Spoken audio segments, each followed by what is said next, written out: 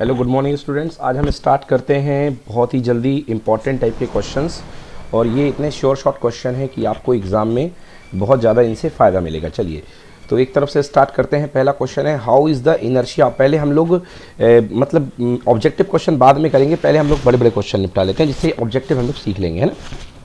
तो पहला क्वेश्चन है how is the inertia of a body depends on its mass of a body. बताइए किस तरीके से इनर्शिया किसी बॉडी का इसके मास पर डिपेंड करता है। बता सकते हैं, बहुत ही सिंपल है कि inertia is directly proportional to mass, जितना मास होगा है ना। उतनी मतलब inertia होगी। यस बिल्कुल सही कि जितना ज़्यादा मास होगा उतना ज़्यादा क्या होगा, इनर्शिया, ठीक है ना। तो आपका मास बॉडी का जितना ज़्यादा होगा इनर्शिया भी बॉडी का उतना ज़्यादा होगा। Second question, Newton's which law is called fundamental. Newton का कौन सा लॉ फंडामेंटल लॉ कहलाता है, फर्स्ट सेकेंड या थर्ड। हाँ, न्यूटन का कौन सा लॉ फंडामेंटल लॉ कहलाता है, फर्स्ट सेकेंड या थर्ड। ओके तो करेक्ट आंसर है बेटा न्यूटन का जो सेकेंड लॉ होता है, Newton second law of motion is called fundamental law of motion. क्यों कहलाता है, क्योंकि न्यूटन के सेकेंड लॉ से आप फर्स्ट लॉ को डिराइव कर सकते हो और थर्ड लॉ को भी डिराइव कर सकते हो, इसलिए न्यूटन का जो सेकेंड लॉ है वो फंडामेंटल लॉ कहलाता है। अगला चेंज ऑफ मोमेंटम, यस वही आपने जो कहा, F is directly proportional to d p by d t, vector लगा सकते हैं। ओके बिल्कुल सही, तीनों लॉज से आते हैं, ठीक ना। प्रूफ भी है, बाद में हम करेंगे। Write the formula of momentum, एकदम इजी क्वेश्चन भैया। P equals to M V या momentum equal to mass into velocity, ठीक ना, ठीक है ना। और ऊपर वाला देख लीजिएगा, याद रखिएगा inertia is the measure of mass is the measure of inertia, मतलब inertia of the body is directly proportional to mass. First question था। Fourth question, on what principle does the rocket propulsion based. किस principle पर rocket, no impulse पर based नहीं है, law of conservation of momentum पर based है। याद रखिएगा law of conservation of momentum का बेस्ड है, मतलब कि P1 equal P initial equal to P final, जितना इनिशियल मोमेंटम होगा उतना final. Next question, write absolute unit of force in SI system. Very simple भाई, एब्सोल्यूट यूनिट पूछी गई है न्यूटन, है ना। फोर्स की एब्सोल्यूट यूनिट क्या होती है, न्यूटन, ठीक है ना। यस न्यूटन होती है। Question number 6, which law gives the definition of force. कौन सा लॉ डेफिनेशन ऑफ फोर्स देता है, वेरी गुड बिल्कुल सही कहा आपने, है ना। Newton's first law give the definition of force, है ना। Newton's first law give the definition of force. तो क्या है, force is the external agency which can break inertia.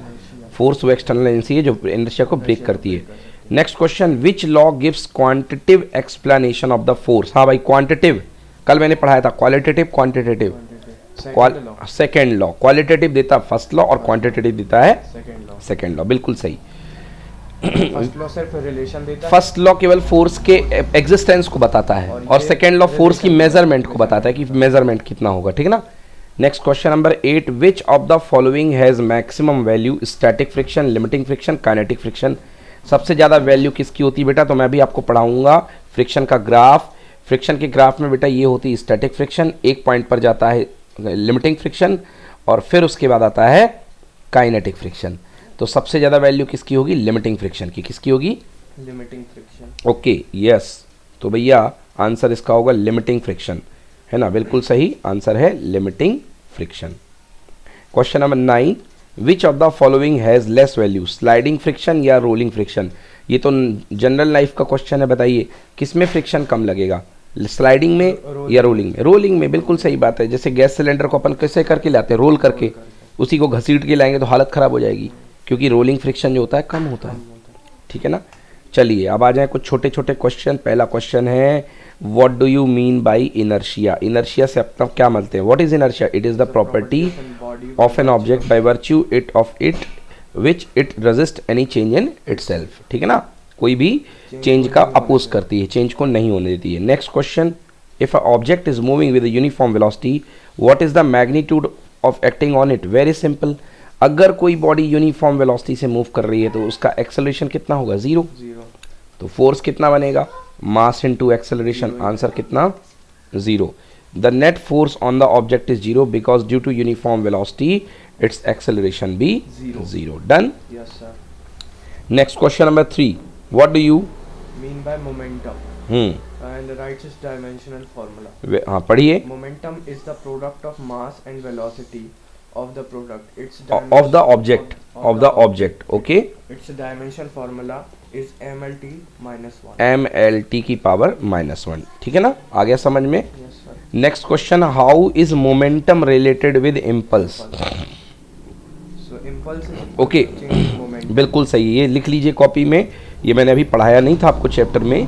How is momentum related with impulse. बेटा एक होती है impulse momentum theorem, और इम्पल्स मोमेंटम थ्योरम कहती है कि जो इम्पल्स होता है, इम्पल्स इक्वल टू होता है change in momentum P2 minus P1. तो लिख लो impulse equal to delta P. और इम्पल्स कैसे निकाला जाता है, इम्पल्स निकाला जाता है F delta T equal to P2 minus P1 या delta P. This is the answer. F delta t equal to p1 minus P2 minus P1, 2 minus P2 minus P1. So this F delta T को क्या बोलते हैं अपन, impulse. कल मैंने बताया था, Yes sir. Force multiplied by time interval Yes sir. is called impulse, and impulse equal to change in momentum. So F delta T is equals to delta P. आ गया समझ में, Yes sir. कोई दिक्कत. तो ये अपने पास है, this is impulse is equal to change in momentum. इसको बोलते हैं बेटा इम्पल्स मोमेंटम थ्योरम. क्या बोलते हैं, Impulse momentum. हाँ लिख लीजिए हेडिंग डाल के, impulse momentum theorem. Impulse momentum theorem ये हुआ करती है. Done. Yes sir. Impulse momentum theorem. Theorem. Okay. F is equals to delta t हाँ, equals to impulse. F delta T, F delta T equal to delta P. Yes sir. F delta T equal to delta P, ठीक ना. चलिए थोड़ा सा ये नई चीज़ें हैं, ये मैच द कॉलम उसको भी देख लेते हैं. सेंट्रीपिटल एक्सेलरेशन का फॉर्मूला क्या होता है भैया, v स्क्वायर बाई आर. मैंने डिराइव करवाया है, बोलो यस और नो. तो चलो लिखो कॉपी में, centripetal acceleration a C equal to we square by r. अब ये फॉर्मूले हैं, डायरेक्ट क्वेश्चन न्यूमेरिकल इन पे बनेंगे. A C equal to we square by R, centripetal acceleration equal to we square by R, पहला फॉर्मूला. तो फर्स्ट वाला किससे मैच होगा, ई से. ओके. अगला वाला क्या है भैया, अगला वाला दिया है centripetal force. Centripetal force Yes sir. है ना, सेंट्रीपिटल फोर्स. तो देखो भाई बहुत ही सिंपल है यार, फोर्स क्या होता है, मास इनटू एक्सेलरेशन. तो जब आप सेंट्रीपिटल एक्सेलरेशन दोगे तो सेंट्रीपिटल फोर्स निकलेगा. तो मास की वैल्यू मास और सेंट्रीपिटल एक्सेलरेशन कितना, वी स्क्वायर बाई आर. तो आंसर क्या आया, m v square by r. तो दूसरा फॉर्मूला लिखो बेटा, सेंट्रीपिटल फोर्स का m v square by r, ठीक है ना. Yes sir. अगला formula m v square by r. चलिए अब अगला है maximum velocity of a car on a safe turning in a curve path. Maximum, तो फॉर्मूला लिख लो, अभी प्रूफ कराऊंगा, वेरी इंपॉर्टेंट है ये, ठीक है ना, वेरी इंपॉर्टेंट. लिखिए. चलिए तो हम बात कर रहे थे अगला, maximum velocity of a car for a safe turning in a curve path, है ना. Maximum velocity of a car, तो बेटा लिखो मैक्सिमम वेलोसिटी, ऐसी को क्रिटिकल वेलोसिटी बोलते हैं बेटा, वी क्रिटिकल. हाँ, मैक्सिमम वेलोसिटी वी क्रिटिकल बोलते हैं, इसको सेफ वेलोसिटी भी बोलते हैं, वी सेफ. कितना हुआ करता है बेटा, under root mu S R G. Mu S R g, ये क्या है बेटा, आपने हाईवे देखा होगा ना. तो हाईवे में जो कार होती है, फ्लैट हाईवे में मुड़ा करती है, तो कार को एक, ऐसा नहीं कि कार जितनी वेलोसिटी से मुड़ जाए, अगर बहुत जोर से मुड़ जाएगी तो कार अंदर की तरफ पलट जाएगी. तो एक अधिकतम वेलोसिटी होती है, उससे ज़्यादा नहीं हो सकती है, कि कार मान लो 40 मीटर पर सेकेंड, उससे ज़्यादा नहीं मुड़ेगी, समझ गए ना. तो ये वो कार की सेफ वेलोसिटी हुआ करती है बेटा, under root mu S R G. Mu S R g. अब यहाँ पे मैं बता देता हूँ कि म्यू एस क्या होता है बेटा. म्यू एस होता है, लिख लो, coefficient of static friction. Mu S जो होता है कोफिशिएंट ऑफ स्टैटिक फ्रिक्शन होता है. Mu S is the coefficient of static friction. R होती रेडियस ऑफ द पाथ जिसमें कार चल रही है. R is the radius of the path, G is the gravity, है ना. तो म्यू आर जी, म्यू एस आर जी, ठीक है. तो ये किसके लिए लगता है फॉर्मूला, फॉर फ्लैट रोड. ये फ्लैट रोड के लिए है,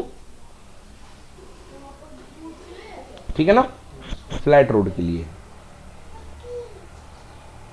सर आज आप इसके समय के बाद फ्री नहीं है. बताता हूँ, फॉर फ्लैट रोड, ठीक है. आ गया समझ में ना.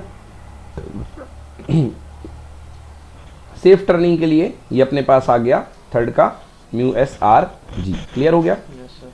चलिए नेक्स्ट है अगला, maximum velocity of a car on a banked road. अगला फॉर्मूला लिखिए, maximum velocity of a car on a banked road. Banked road,